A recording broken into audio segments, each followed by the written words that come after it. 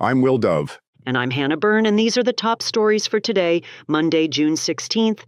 In today's news, an Iron Wire special report on the devastating impact of rampant immigration on our economy. Highlights from the current G7 summit in Alberta. Canada and the UK enter into a new trade agreement. And the war in the Middle East continues to escalate with heavy exchanges between Iran and Israel over the weekend. We've reported in the past on Canada's open doors immigration policies brought in by Justin Trudeau and how the Liberals justify this by pointing to an increase in GDP or gross domestic product.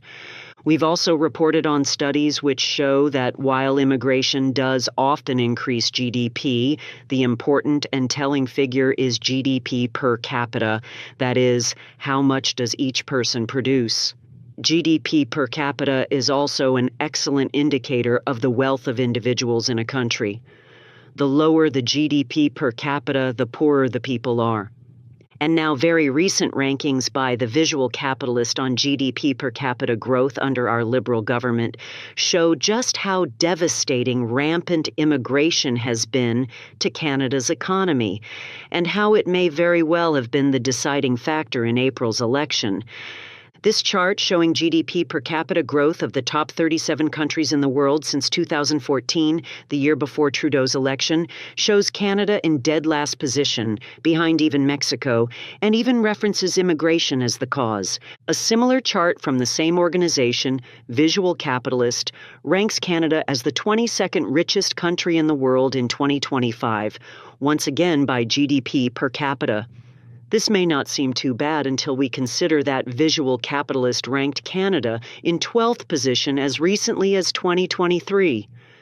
And among the G7 nations, we're being dramatically outperformed by our American neighbors, despite having a much smaller population and therefore have relatively far more natural resources per capita.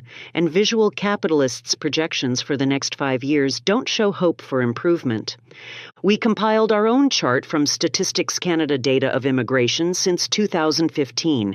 You can see that immigration has grown steadily under the Liberals, dropping off only during 2020 due to travel restrictions. In 2023, the most recent year for which we could find complete data, official records show almost 500,000 immigrants, or nearly 1.2% of the total population. And we know these numbers are low as they don't take into account student visas. So we found that data for you as well. In 2022 and 2023 alone, over 1 million student visas were granted. And we know from past reporting that many of those students never left. Some of them never showed up for classes either. All of this despite repeated warnings from CSIS that they don't actually know how many foreigners are currently residing in Canada, and that at least some of them are potential terrorists, radical Muslim extremists. Combining the two figures, we can see that in the 9 years since Trudeau was elected, the Liberals have brought 6.3 million foreigners into Canada.